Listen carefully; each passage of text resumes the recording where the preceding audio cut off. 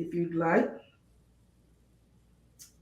We're looking. It's saying that we're live. Where are we? Where are we? Where are we? I don't see us yet.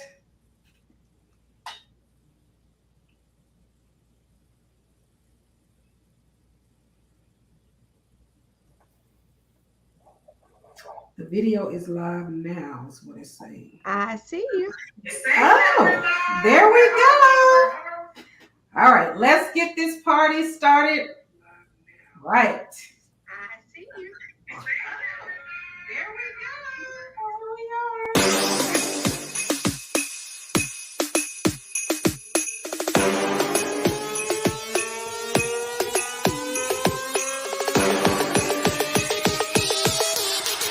You thought I was playing? Huh.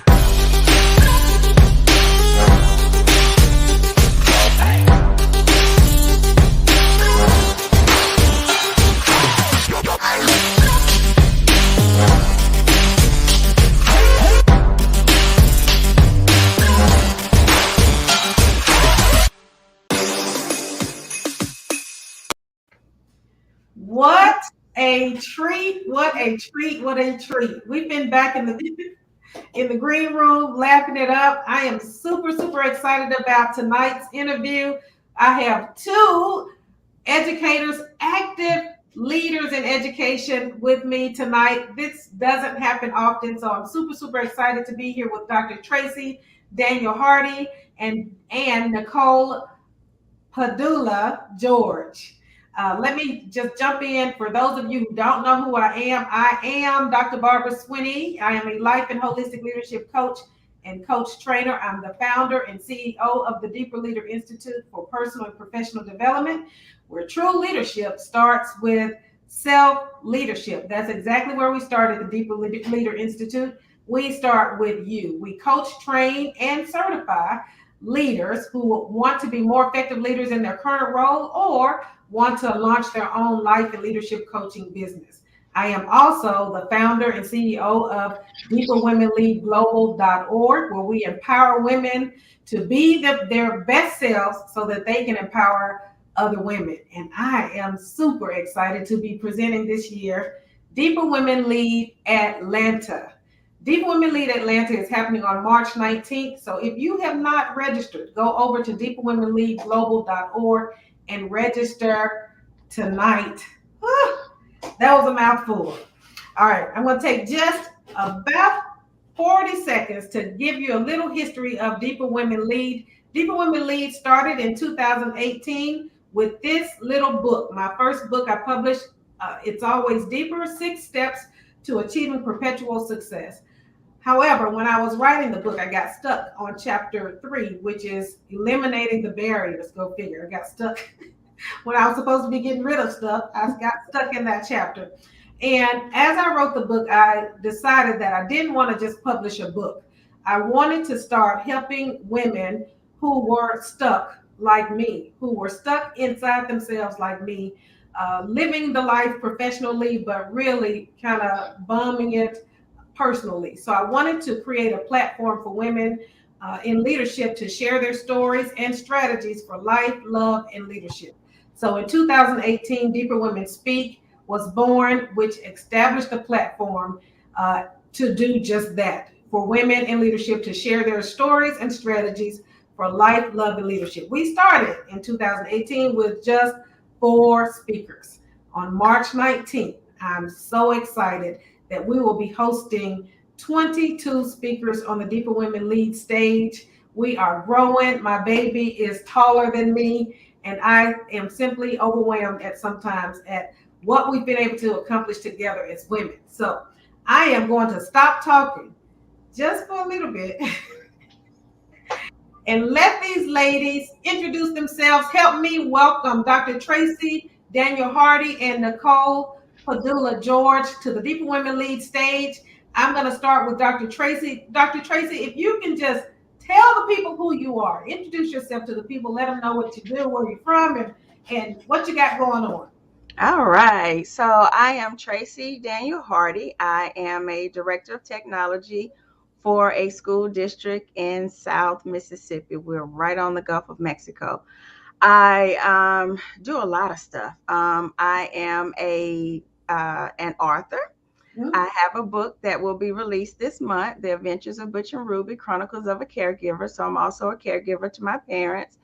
And I have been a co-author in a few anthologies, forward author as well for a book. And I'm pretty active socially and in the community. So I guess you can say I'm an educator, a caregiver, an author, and I guess a social activist. I've been called that.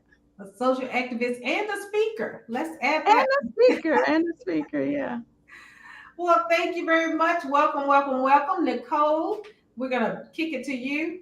All Who right, is I'm Nicole Nicole. Padula George? Yes, I'm Nicole Padula George, and I'm the founder and principal of MPG Education Consulting, LLC, where we really strive to empower K through 12 leaders to achieve huge student outcomes and changes in their practice through comprehensive, data-driven, goal-focused action plans.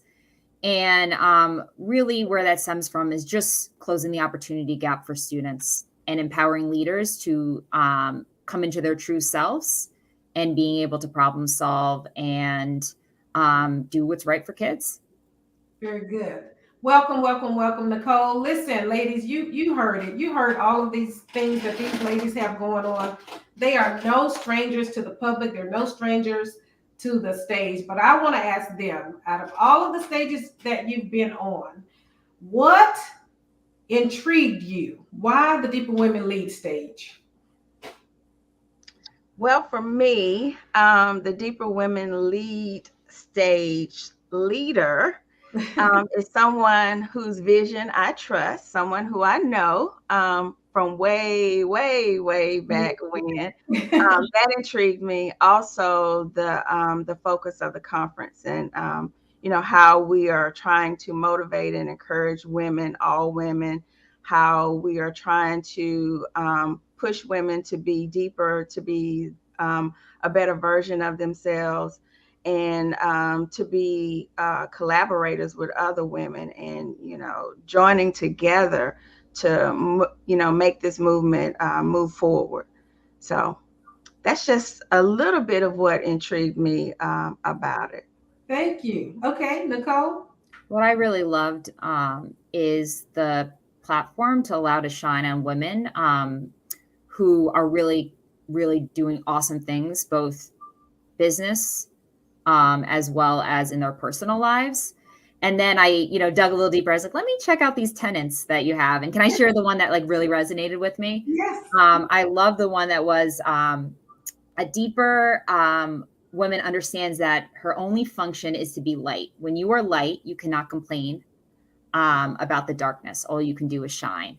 Absolutely. And I love that because we have been hidden for way, way, way too long. And that really has to do with us being in our own way. So we need to put that light on and shine. That's good. That's good because we the only reason why we don't shine is because of the limitations we put on ourselves. And I think it was Napoleon Hill who said the only limitations that we have are the ones that we accept and establish in our own minds. Right. When we understand that nothing is holding us back, not even not being able to get on somebody else's stage, create your own, and then invite people to your stage so that they can stand with you. The whole Deeper Women, the essence of the Deeper Woman really is that she's done her work, that she has gone deeper, that she has really gone on this spiritual journey to figure out who she is and what her purpose is and why she's here. A lot of us run into, or I call it, you come to the end of yourself at times, and it turns you to yourself, and you really start to work to try to figure out who you are. Could you ladies share some pivotal moments in your lives that were kind of like that? You know what? I can't keep going like this. I've come to the end of myself. I've gone as far as my gifts, talents, and skills can take me. Now I got to figure out who Tracy is or who Nicole is. Can you describe a moment like that for us? Sure, I can kick us off. Or Tracy, you want to go? No, you go ahead. Go ahead. Okay. So mine was definitely in my first year of leadership, of official leadership. And I was super excited to step in, a leadership role. And I had all the textbook stuff down, right? I set my vision, I had my curriculum, I had my systems in place. Mhm. I, again, was doing all the textbook stuff. And then went through it. And by the end of the year, I was getting feedback from staff, and it was not positive. Yeah. And I was like, what? Like, I don't understand what happened. And I really had to do some reflecting. And what it came down to was that I was living in fear, in terms of thinking that I should be a specific certain leader, That's good. rather than who I truly was. And from then on, I was like, listen, I'm going to be who I am, lead the way that I want to lead, That's good. and be unapologetic about that. And then that's when my authentic self started coming in, and people were invested in my leadership, and I really started shining. That's good. That's good. Thank you, Nicole. Tracy? It's interesting that you mentioned fear. That was the thing that came to my mind. I don't remember the year. I don't even remember the exact event around it. But I do remember saying, I am not going to lead in fear. I'm not going to operate in fear. I have the skills. I have the capacity. And, no man or woman should make you, just be so fearful that you can't talk or you can't do your job. And once I made that decision, and I had to remind myself of that, and it was probably within the first 3 years of being in this particular leadership position. And then I continue to remind myself of that. I try to encourage others to do the same thing. And I remember the person in the position before me talking about, operating in fear. And I was like, I cannot do that. That is a miserable place. And then from that spawned some other things, opportunities that came about that I would have normally said no to or would have ignored. I started accepting them, even though I was fearful. And, other things spawned from that. And I developed, a better sense of who I was internally. And as Nicole mentioned, I appreciated that about myself. And then I started moving in an unapologetic manner. This is who I am. This is all I got. And either you want this or you don't. Either I'm a good fit or I'm not. And then I'm okay with not being a good fit. And I'm okay with expressing my fears if it's something that I need to express. But I'm also okay with expressing, my capacity to do certain things. And if you don't want to listen, then that's okay. But somebody does. Right. Absolutely. Absolutely. We're really all just here just making this up, right? So life, we're not necessarily products of our environment, but we are endogenous beings. We are creating our environment. So if we're all just here making it up, why aren't my ideas just as good as Steve Jobs' ideas or somebody else's ideas? Where do you think we got this notion? Where do you think it came from?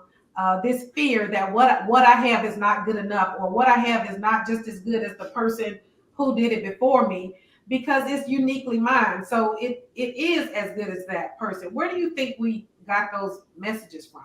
Yeah, because I think we focus on the end result or the outcome. So when we see people that we deem successful, we see where they are currently, but we never talk about the journey. And so we say, look what all they have. How come I don't have that, or I'm not there yet? And it's like, well, wait, we all started at zero, but we don't focus on that. Right. We don't focus on the journey. And I think we need to shift more towards how are we getting there? That's good. That's good. What about you, Tracy? So I'm thinking about the question. Why do we listen to certain ones over others? Basically it. And maybe because we see, the success, and we assume that because they're successful, that they have the biggest, brightest, best ideas.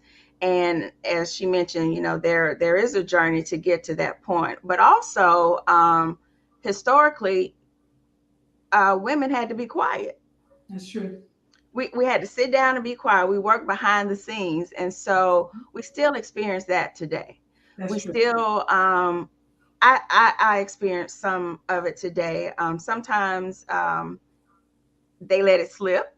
Uh-huh. And it's like, okay, so you just gonna talk over me. All right. And so that happens a lot with if you're one of few women in the room with men, they rather listen to another man. Most of the time they rather listen to another man. And so some of that is tradition, some of Yeah. that is historical, an historical perspective that they have on, who should speak up and who should be quiet. But now, that should not be the case, because we have women sitting at most boardroom tables, most leadership tables, and if not, it may be all women, Mhm. at a table, where the male figure is the minority there. So some of that is historical and tradition. That's good. I kind of discovered that myself, Tracy, when I used to always feel like I didn't have a voice. I felt like that a lot. I felt like that in my marriage. I felt like that when I would sit around the table in the boardrooms. I felt like nobody is listening to me. And as I was going through my divorce, I've always been kind of a reflective person. I've always been, okay, Barbara, what's going on? What was your part in this? Which I think that kind of accelerated my healing when I started looking at myself, saying, "Girl, you were sitting there too. You were there." But that feeling of not having a voice, the thing that I blamed my husband for, my ex-husband for, I realized that it actually came from my mother, because she used to always say, "No, no, no, no, no, just keep the peace. Don't say anything. Don't say anything." And when I was going through all of that, kind of peeling back the layers of Barbara, I really had to go through a process of forgiving everybody for everything, because everybody is operating from their own perspective, their own experiences, their own environment. So even looking at my mother, who was well intended, but she grew up in an era where you didn't talk, you didn't speak out, you were quiet. So just be quiet and keep the peace. So when I realized that I had something to say, and I really got clear about what that message was and where it was coming from, then I started talking. I no longer felt like I didn't have a voice. I mean, I'm on this live tonight, right? One of So many. once you start digging all the way down to that thing, can you give us an example of where you've had to tunnel through and kind of sit in some stuff like, oh my gosh, what is this? I know I can't keep going like this, but really get to the bottom of that thing and uncovering that. Can you guys describe a moment like that for us? I do a lot of self reflection as well. And I'm probably my greatest critic. And, some will fault me for that. But I expect so much of myself, and those around me, I expect great things from too. And even when they're saying, "Oh, you expect me to do this, I can't do this, because you're doing this, now I have to do this." That's what my friends say, because I drag them along in everything that I do. But it's even harder on me. So when I'm up at 3 o'clock in the morning, I'm thinking about, did I say the right thing? Was my face twisted when I Mhm. said it? Did I make the right decision? Should I have done that? Should I have turned that down? And so I have learned to stop questioning myself so Yes. much. This the decision that I made, and it wasn't a bad decision, might not have been the best decision, and tomorrow I may want to do something differently, but I made the decision and I'm sticking with it. And so it's a constant work on yourself. And my husband gets so upset with me when I get into a mood and I'm doing that, and he's like, "Stop." And I'm like, "Yes, I need Mhm. to stop. I'm Yes. remembering to stop." And so, one, I know that I am not perfect. And this is crazy, because these are some things that I written in the article for the magazine for next month. It's like, one, understand that you're not perfect. You're human and you're flawed. And so be aware of your flaws, accept your flaws. And also understand, and I think, Barbara, you mentioned this before, that know what you're good at. Um, and don't be afraid to ask for help for those things that you're not good at, or Mhm. don't be afraid to ask for help when you are growing tired, you Mhm. know. And so some of those things, I would say probably the last 5 to 8 years have resonated with me, and I've implemented those things, and that has made a difference. I guess when I got to 50 in August, it was like, all right, I don't need to worry. I don't need to worry so much about things that I have no control over. Even if I thought I should have done something differently, I don't need to let it drive me crazy. And so, past 5 or 8 years, I've done that, and it has helped me, to become a more confident person, not a person who just really doesn't care Yes. about a lot of things. There's some things that I'm just like, I don't care anything about, I don't Yeah. care what a lot of people think of me anymore. When I used to be like, I wonder what they're thinking. I Mhm. wonder why, they didn't listen to me. I wonder why they said this. And sometimes it was just because of the way that I heard it, Yeah. not because of the way that they said it. That's So, really good. That's mm. really good. Now, Nicole, until I keep want to say Nicole and Padula together, so it comes out Nicola.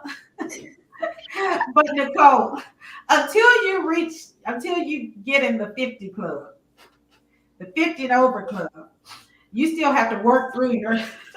See, when you get 50, you just throw up your hands and say, you know what, I don't care. But until then, you still have to do that. No, I'm kidding. You still have to do that self work. So, Nicole, for you, what was that thing you had to get to the bottom of?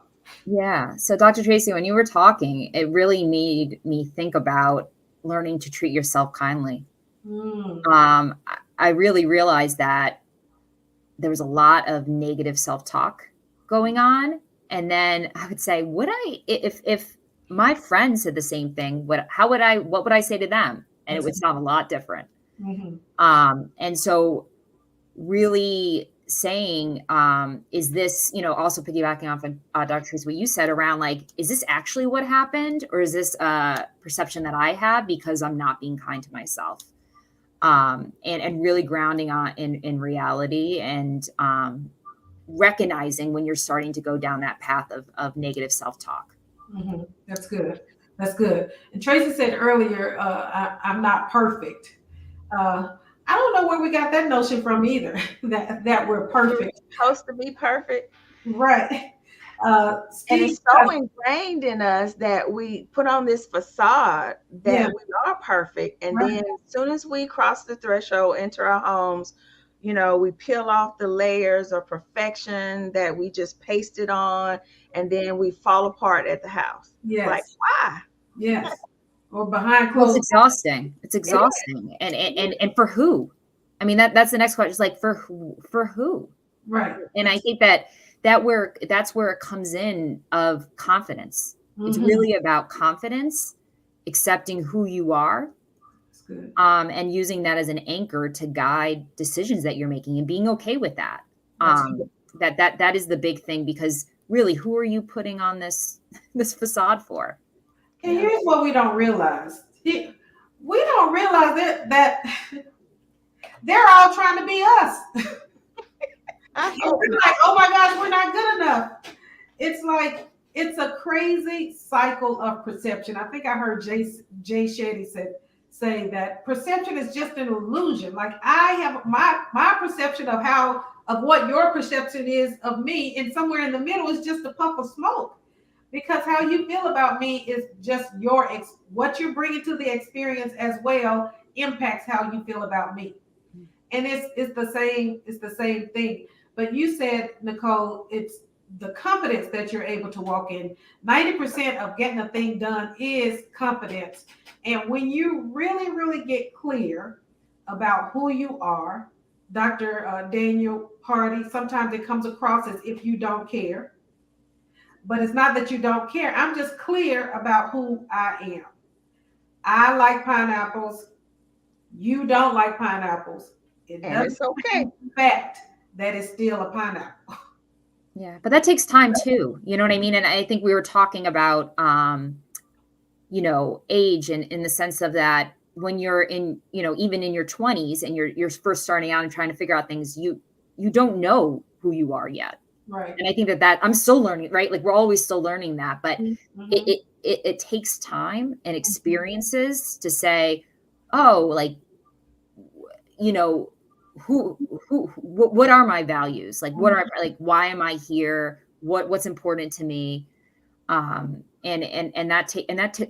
I said, that takes experiences and time to figure out.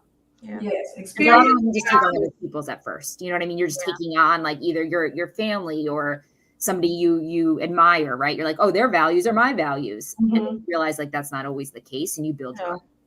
It takes experience, time, and intentionality. I know when I was probably around 38 or 39, I was kind of walking around in a fog, just thinking, what am I doing? What is this supposed to be about? And I think when you start asking yourself those questions, that's like you're on the verge of your awakening. When you start questioning, why am I doing any of this? What was the point? By that time, I'd already had a doctoral degree. I was at the top of my field. And I remember literally walking into my closet thinking, why am I here? Where's my passion? I'm doing this stuff because most of these positions, by the time you've been in them for 3 to 5 years, you've exhausted the duties and responsibilities or the knowledge that you need in that position. And then you have to stop going up and start going in. So I started asking myself, where's my passion? Give me my passion back. And it wasn't that I had lost my passion. It was that I didn't really understand my purpose. I didn't understand my purpose in the role. The very purpose of leadership is to inspire action and to develop other leaders. But how can you operate in the purpose of leadership if you're not developed yourself? If you haven't done the work yourself? And that's what becomes so difficult sometimes. We try to take on all of these different things. Steve Cuss talks about, he has a book called Leadership Anxiety. I didn't even know that leadership anxiety was a thing until we started going through COVID. And I thought I had come up with a new thing, leadership anxiety. Then I started doing research. I was like, oh, he's got a whole book about it. But he really talks about how leadership anxiety comes from not understanding your limitations. Like Tracy said earlier, we think we're perfect. You're not. Not understanding that you can't handle everybody's problems. And I believe we ran into that during COVID. What do you think is different now, post COVID, as it relates to leadership than it was before? What is there a new leadership skill that we need post COVID? I think we all said it in the green room. Yes. Grace. That is, and I've been asked that question a lot of times, but grace, we have to be more gracious to each other now because many of us are right on the edge, and one negative remark, one additional push, one yell or something can be the thing that takes someone over. And we have to offer that grace so that, because we have to be humane about it. We can't be these robots, trying to get these test results, forcing teachers to teach this regardless of whether the kids are ready to learn it or not. We have to be gracious and understand that everybody has a struggle on top of the COVID pandemic struggle. And Right. so some are worse than others. And we also have to listen. Sometimes I just sit at my desk and I listen. I think I'm a good listener. Sometimes I want to chime in and throw in examples similar, but I try to force myself, and I don't always get it right, but to listen. Yes. Because right now, so many people have so much going on. And sometimes I have to listen to crazy stories that don't have nothing to do with nothing, but somebody needs to talk about that so that we can then get to the thing that we really need to talk about, or open the door so that I can say the right thing to invite them in, to talk about whatever they need to talk about.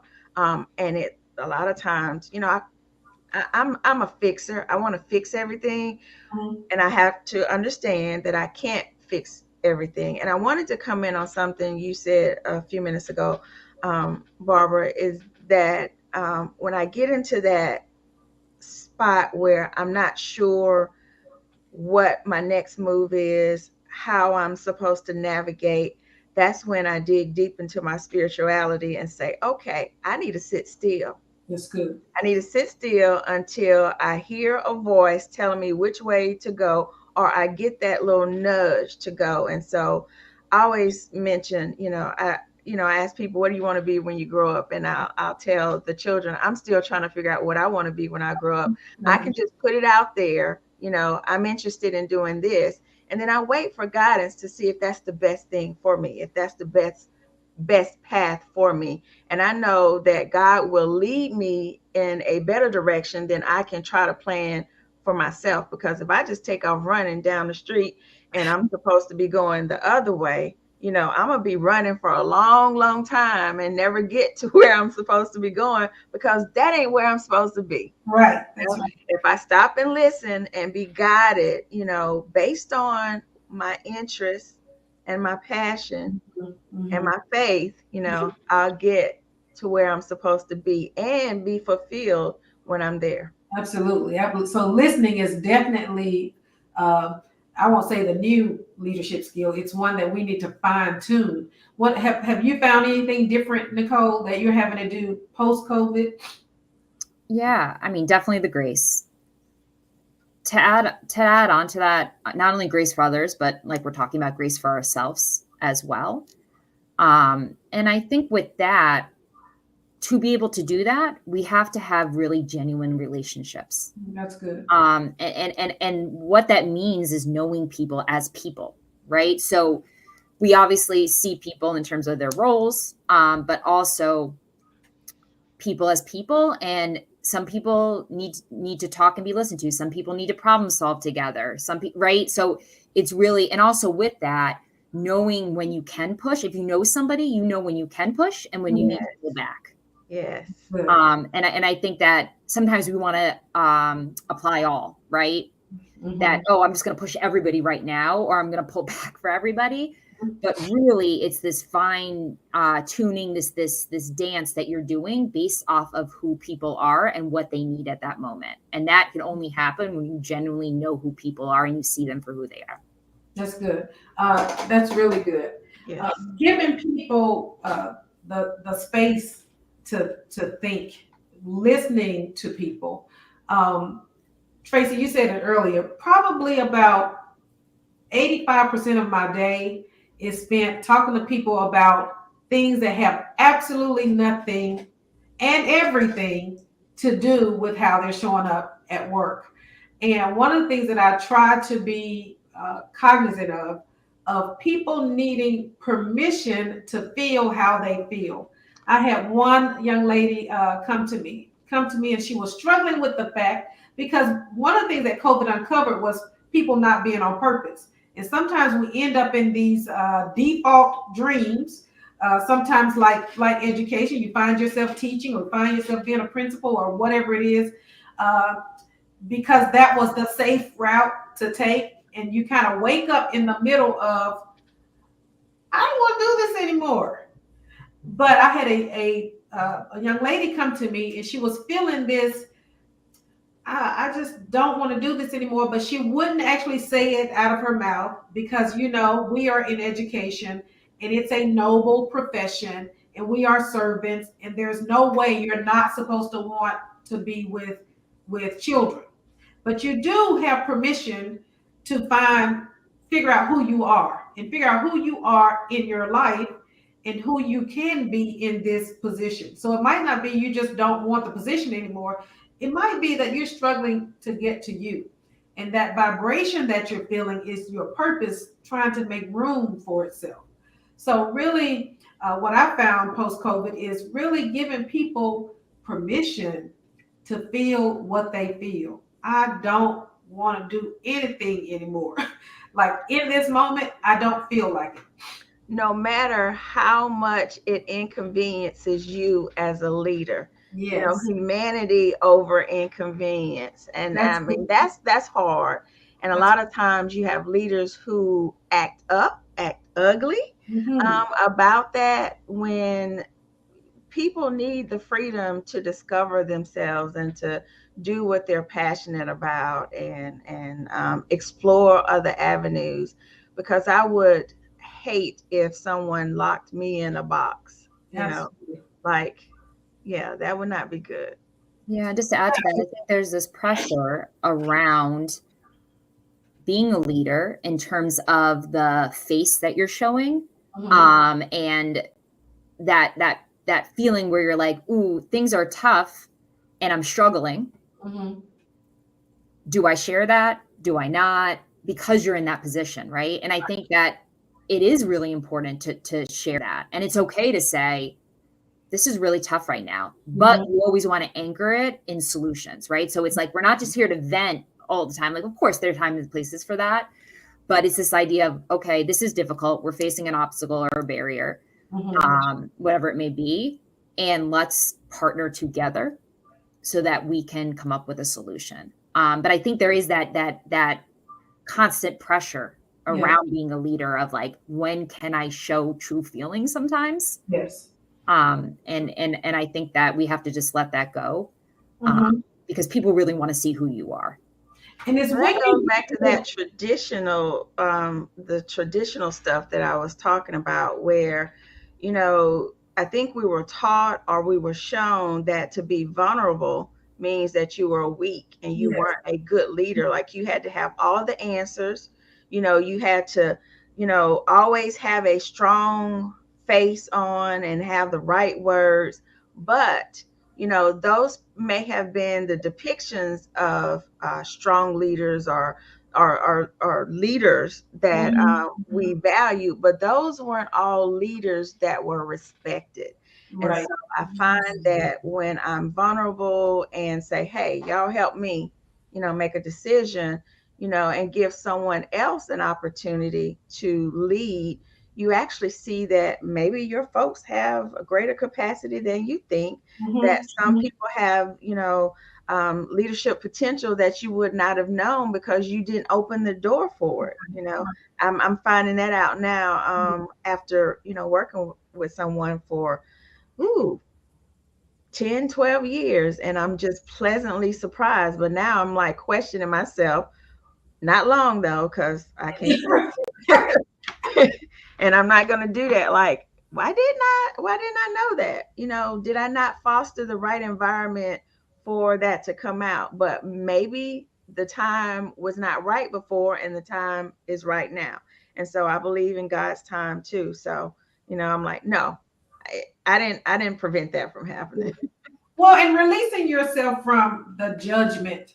You can't help people if you're judging them. And also releasing yourself from the judgment of yourself. I remember when the people that I was leading and the people that I was serving, really, when I found myself in judgment of them, and then I found myself in judgment of myself. Because the only reason that judgment even exists is for you to put yourself in a different category because you see yourself in that person. And that moment that happened for me, I was sitting across the table from a parent who, by all the world's account, would be uneducated, and she was talking about how the struggles she was going through, and how she was a single mom and she was trying to do all of this by herself.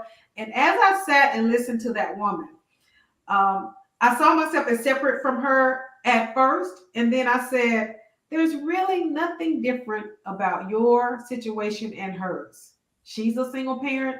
You're a single parent." She talked about how her children's father had left. I was no longer with the father of my children.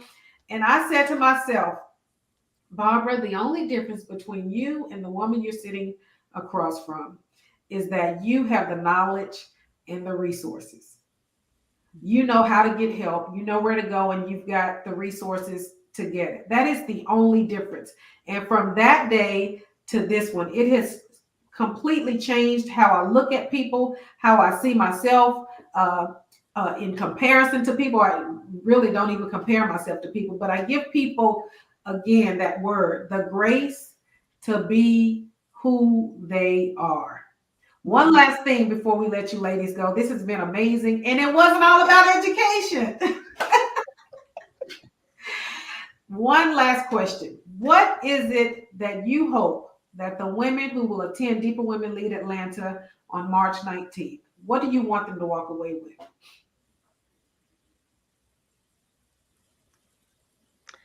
I want them to leave inspired to go deeper in whatever, segment of their lives that they feel like, needs, some work or needs improvement.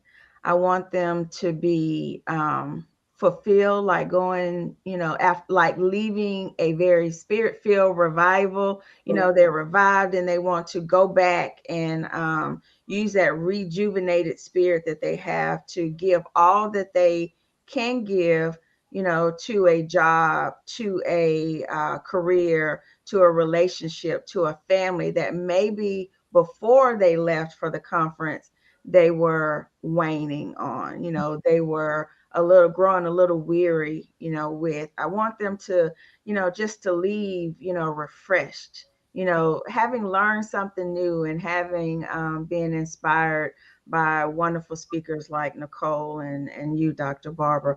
I just hope that, for all of the participants and even for those who won't be attending and just listening to this, hope that we can be an inspiration to them. Very good. Nicole? One, you need to give yourself more credit, Dr. Tracy, you as well, are the amazing speaker. So let me just start with that. But to me, I really hope that the women experience relatability, authenticity, and also empowerment. So they're walking away with concrete tools and mindset shifts so that they're able to live differently. Thank you. Thank you, ladies. Dr. Tracy Daniel Hardy and Nicole Padula George. I am thrilled to have you join hands with Deeper Women Lead Atlanta. If you have not registered for Deeper Women Lead Atlanta, be sure to go to deeperwomenleadglobal.org and register tonight so you can join us in person on March 19th here in Atlanta, or Ms. Nicole Padula George will be one of our virtual speakers. So she's going to be bringing it on the virtual platform so you can get it either way. So just make your decision and go ahead and get registered. Thank you so much, ladies. But before we go, can you tell them how to get in touch with you if they'd like to reach out to you? Nicole? Sure. So the best place to reach out to me is LinkedIn. Just Nicole Padula George. You'll find me right away. Or at www.npgeducationconsulting.com. And so one of the quickest ways to reach me is on LinkedIn as well, Tracy Daniel Hardy, PhD. And also on my website, www.saturdayscribbles.com or drtracydanielhardy.com. Again, ladies, thank you so much for spending this time with me. I cannot wait until March 19th where I can see you again. Don't forget, we got a meeting tomorrow night. But thank you so much. I appreciate you spending this time for me, and say goodbye to the Deeper Women Lead audience. It's been great. Thank you so much for joining us tonight.